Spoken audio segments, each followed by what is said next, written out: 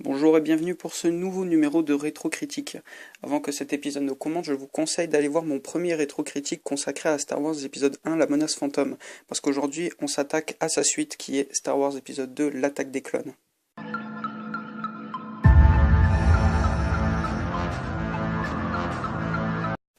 Star Wars épisode 2, L'attaque des clones est un film écrit et réalisé par George Lucas.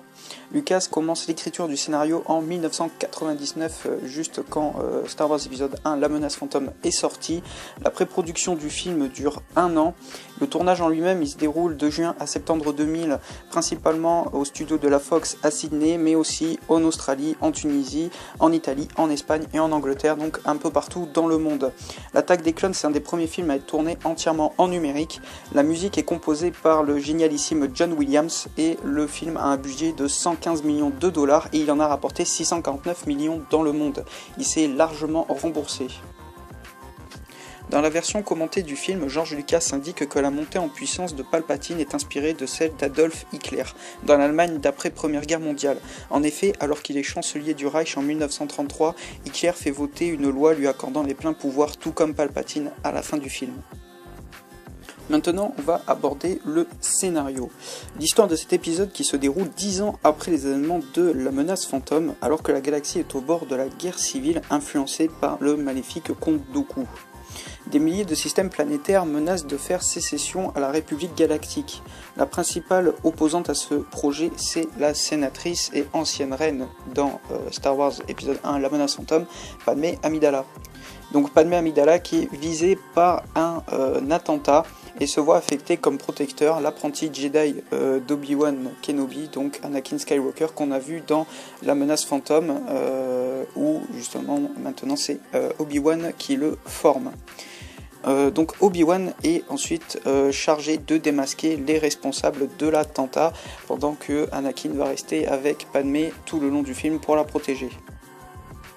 On va maintenant s'attaquer aux personnages principaux. Donc on retrouve Obi-Wan Kenobi qui est un chevalier Jedi sage et aguerri, qui se fait du souci justement pour Anakin Skywalker, parce qu'il est imprévisible et irrespectueux.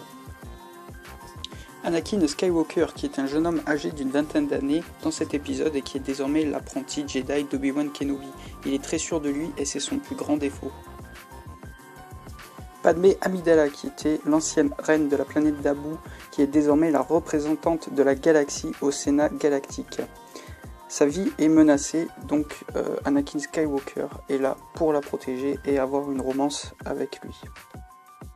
Nous avons aussi le comte Dooku, qui est un ancien chevalier Jedi qui a quitté l'ordre pour une raison inconnue, et c'était l'apprenti de Qui-Gon Jinn qui était dans le premier épisode, La menace fantôme. Il y a beaucoup d'autres personnages à vous présenter, mais je vais me contenter que de ces 4-là. Deux scènes m'ont particulièrement marqué dans ce film, c'est la première scène, la course-poursuite entre Obi-Wan Kenobi et Jango Fett, donc dans l'espace, et je pense que c'est une des meilleures batailles spatiales de tous les films Star Wars. La course-poursuite est très bien filmée, il y a beaucoup d'idées de mise en scène, de créativité, donc pour moi c'est réellement la plus belle course qui a été donnée de voir dans l'espace. Tout est vraiment super bien dedans, donc je vous laisse un court extrait pour vous en faire une.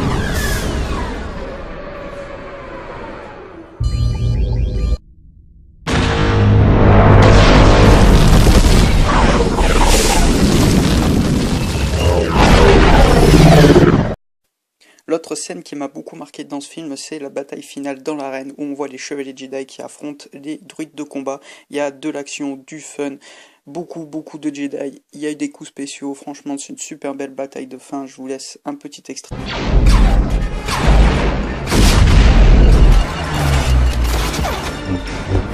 Et voilà, l'épisode touche à sa fin, j'espère qu'il vous aura plu, dites-le moi en commentaire, pensez à laisser un like si ça vous a plu, et n'hésitez pas à aller voir mes autres vidéos, et moi je vous dis à la prochaine, portez-vous bien.